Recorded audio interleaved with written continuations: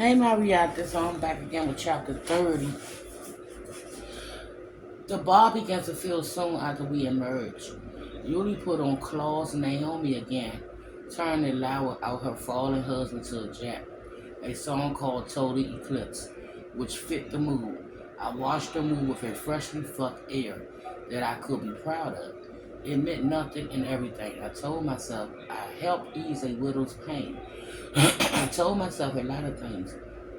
Yuli kept my glasses filled and delivered each refill with a wink. If anyone knew of her recent loss, her spirits wouldn't seem right. But I knew better. I only offered temporary reprieves. The crash tomorrow will be even darker than before. I wanted her to myself again. Couldn't wait for the bar to empty. I kept willing customers to drink up and get lost. Around 10, there was another lure. I watched a tattooed couple leave hand in hand, and then it was just the two of us again. Yuli tapped at her phone with a frown, then sat it down, and I approached with a look I couldn't quite read.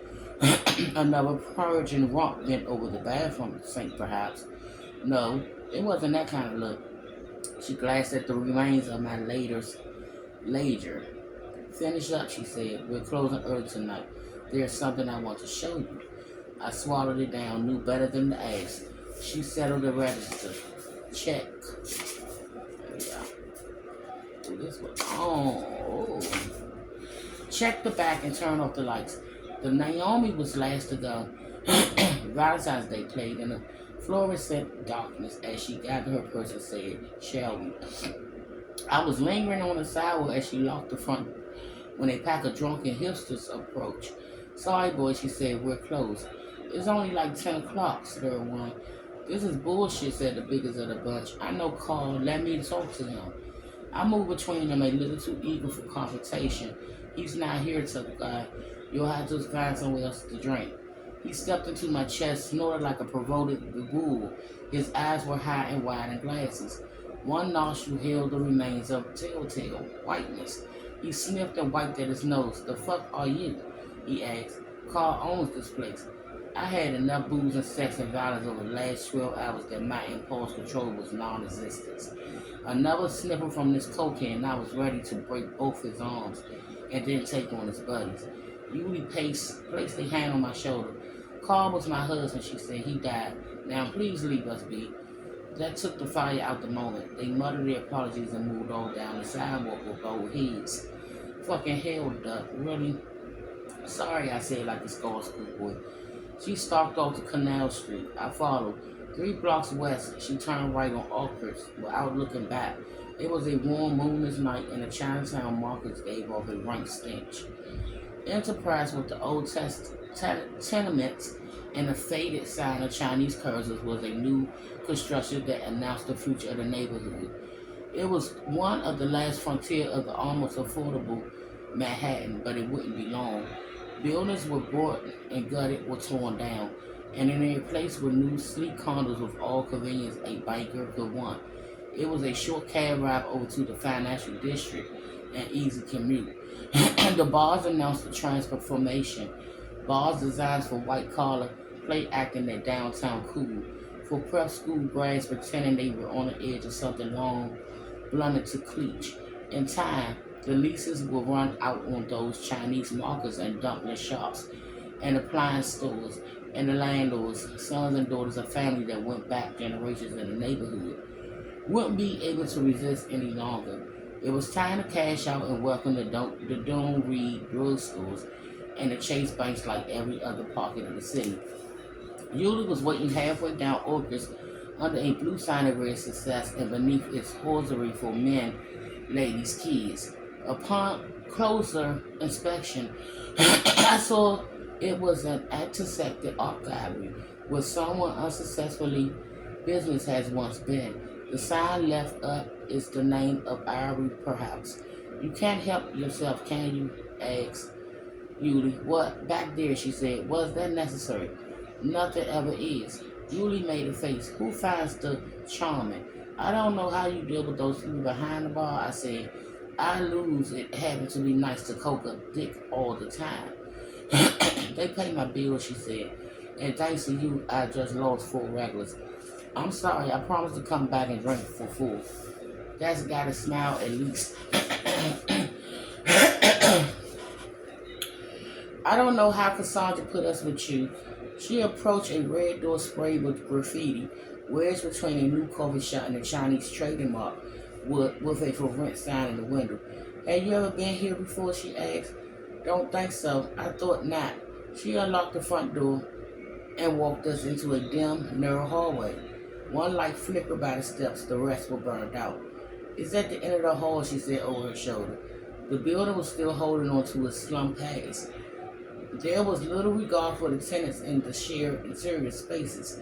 The hall smelled of weed and stir-fried sweat. The floors were faded green, worn down by decades of shuffled feet. Yuli stopped by the last door on the left and found the keys. It's helpful to have a space on the first floor, she said. Less eyes on the coming and going. She turned the key in the lock and we stepped inside. The space was cramped and claustrophobic in the gray darkness. There was a galley kitchen with a bathroom to its left and a tiny living room on the right, furnished with a black futon, walnut coffee table, and no television. Despite its modest size, the place was miraculous. Every surface clean, no clutter anywhere. On the only wall space wide enough for art, there was a frame printed by Clement, Judith and the head of Oliver. The beautiful female fatal holding a severe head. I knew at once whose apartment it was. I once imagined it on her walls, but I should have known it would be Clement. Yuli saw me looking.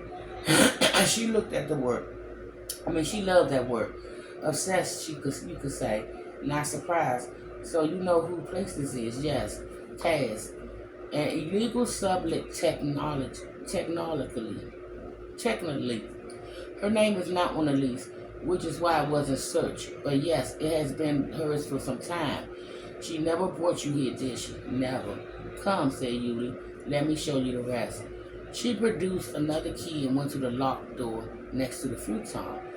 It opened into a darkened room, the windows covered with blackout shades. Across the back of the door, black foam eggs crates were pinned up to observe the noise. Yuli turned on a standing lamp in the corner and let me take in the furniture without comment. It was a small, impeccably outfitted dungeon. Along one side was a high massage table in black. Across from it was an assortment of whips and stripes and torturous toys hanging from hooks. On the wall next to the door there was a St. Andrew's cross. Restraints hung from each end of the X. In another corner, a leather-padded high-backed chair, also outfitted with restraints. The floor was painted crimson, and it looked clean enough to eat off. Every other surface was black. Yuli crossed the room, took a seat in the chair, and crossed her legs. What do you think? She asked. Did she live here? She nodded. For a time, this was the bedroom at first before she transformed it. When Cassandra moved upstate, she kept it and rented it out. A sort of Airbnb for the kinky set. Yuli sat back and gazed around the room, familiar in its surroundings. The four of us loved this room. You and Carl, and she and Victor. We shared similar tastes. Where did she sleep? It seems important as I took in the private space of a former partner.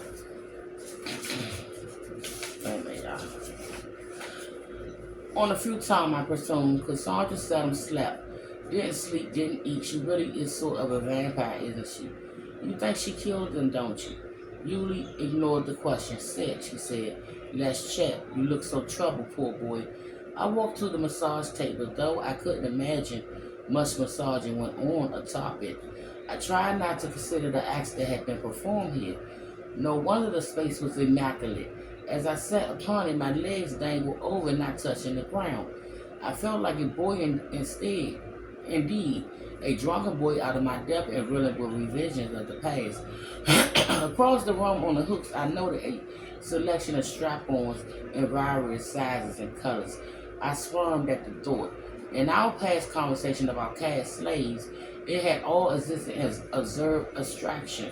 She hasn't been shy about mentioning diaper training or the pagan, or the whipping administered on the cross. I just chose never to comprehend its reality. I never imagined she had her own personal dungeon at home. In addition to the work she did at the chamber, I never knew her at all, I said. Oh, don't be so dramatic. She spoke to you. I know she cared for you very much. I know nothing about her, it was true. She knew everything about me, but she never let me see any of this or anything else. That's the way she is, said Yuli. Cassandra's a private person, particularly when it comes to people who do not share her taste. But that does not discount what you shared together or what you both went through. Sorry, y'all. How much do you know? Quite a bit, I'm afraid. We became very close very quickly. She shared your history, your relationship, one late night. Yuli crossed her legs, pulled up her dress past her knees. She lingered with parted thighs before crossing the other leg. I couldn't tell if the gesture was for my benefit. Under the circumstances, I couldn't be sure of anything. Your last case, she said, it took a difficult toll. You could say that. I'm sorry, it sounds horrible. I didn't care to recall the horrors. I learned to recognize the simmering spikes of PTSD, the disassociative trauma. The flashbacks linger at the fringes of my subconscious. I try to push it away, focus on the subject at hand. Victor and Carl, they were your slaves, I asked. No, they were our spouses, our partners. We were all lucky to find mates who shared similar desires. But in here, she gave a wicked smile. Yes, you could say that Cass and I were in charge.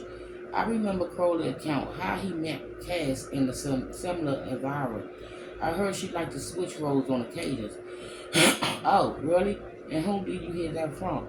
From her latest master, I said. Her master? What was his name? James, I said, watching her reaction. Yuli sat up straighter. She recognized it. And his last? She asked. I shrugged. You tell me. She stopped. She stood a step towards me. The room seemed to shrink. She seemed to grow. When she was standing over me, she reached out, held my chin in her hand, and leaned to make close eye contact. This is no place to be coy, she said. I don't know, I lied, honestly. She held the stern pose until I pulled back, rattled by the shifting dynamic. She gave a strange smile and let go. Patted my cheek. Dear boy, she said, I see what Cassandra's doing you. And what's that? Damaged, untamed, so angry, such a challenge. She turned and went back to her chair. You know who I am talking about, don't you? I asked. You look said so. Your look said so. Afraid not, love. You fancy yourself quite the perceptive investigator, don't you? Just an observation. I've been known to be wrong. Again, she uncrossed her legs, paused, and crossed the other, her eyes never leaving mine. What happened between the four of you, I asked.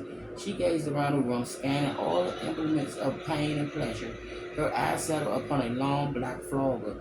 She sighed and said, we were so close for a short time, but so close. What happened was our boys' book projects. Launched the night Mickey Knight made the introduction. The three of them were thick as these, so pleased with themselves. After that, Cassandra and Victor would come down from the mountains to see us. We would take turns playing here and then return to the bar, where Carl and Victor would talk and drink and plot their stories, while Cassandra and I would chat and indulge our men. Then Victor wrote a proposal and began to search for a publisher.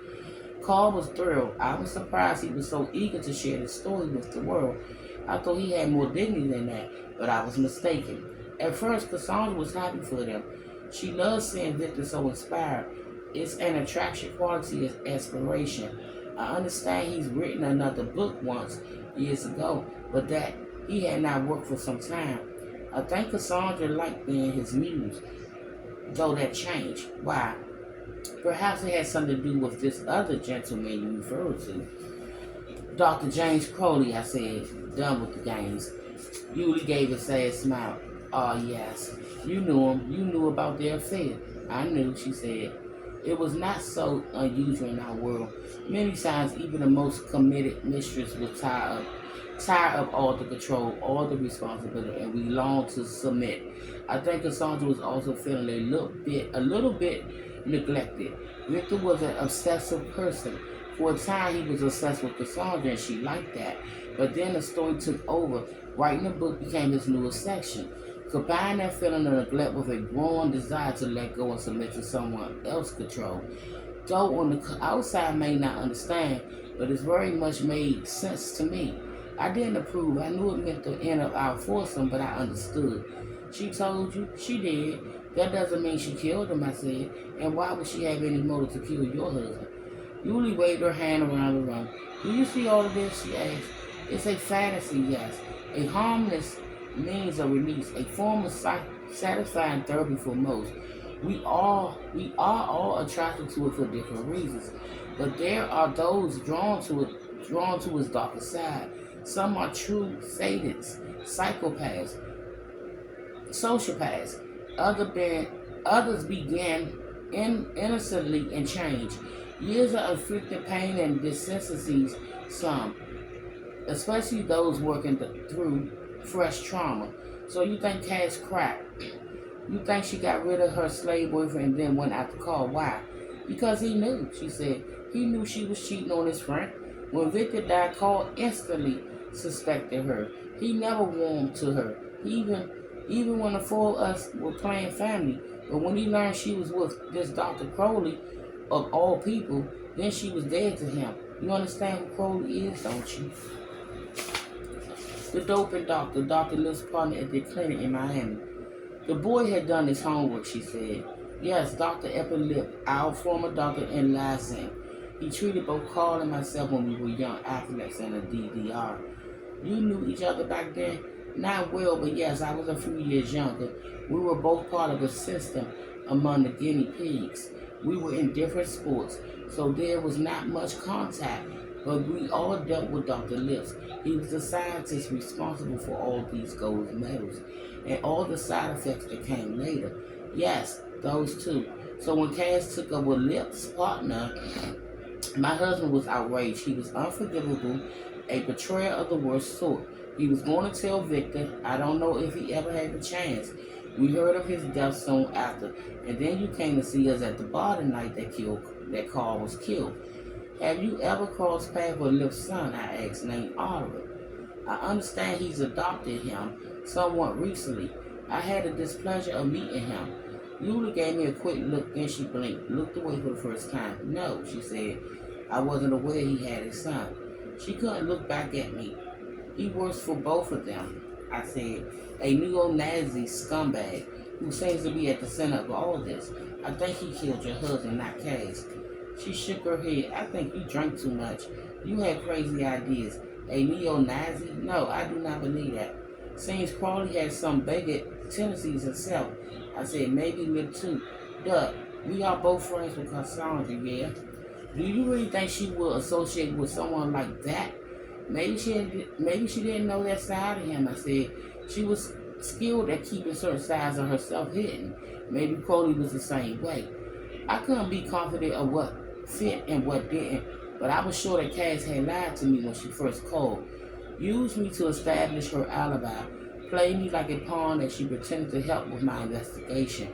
I wonder what might have happened if she made it through security at LaGuardia that day.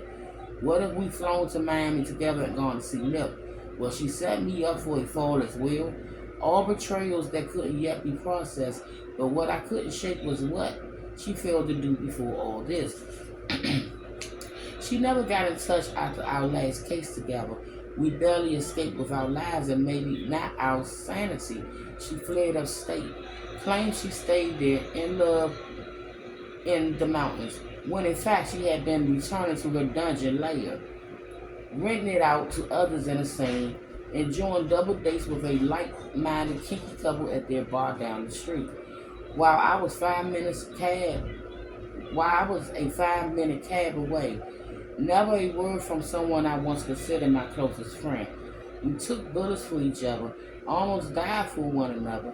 I was never anything more than an amusement to her, and when it got too hot and too real, when the pain and the blood was no longer a game, she was gone.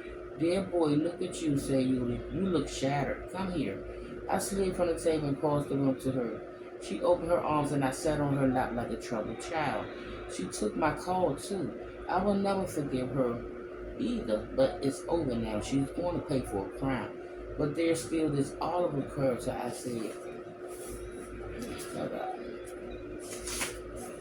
I said, you're sure you've never heard of him? Dr. Lip claimed him proudly, showed me a picture of them together. Then Crowley put that word son in quotes. He said it wasn't the way it sounded. I just can't believe that Cass will shh, she said. Enough for now. In the morning with a clear head, I'm sure it will make more sense. Julie wrapped her arms around me, pulled me close, and stroked the back of my head. I buried my face, breathed her scent, felt her sign beneath me. Then my lips found her neck as her hand slipped under my shirt. I raised my face to kiss her, but she stopped. Let Julie take care of you now, she said. I nodded in submission. Let her do her worst. Okay, y'all, I'll be back with chapter 31. Bye, my reactors.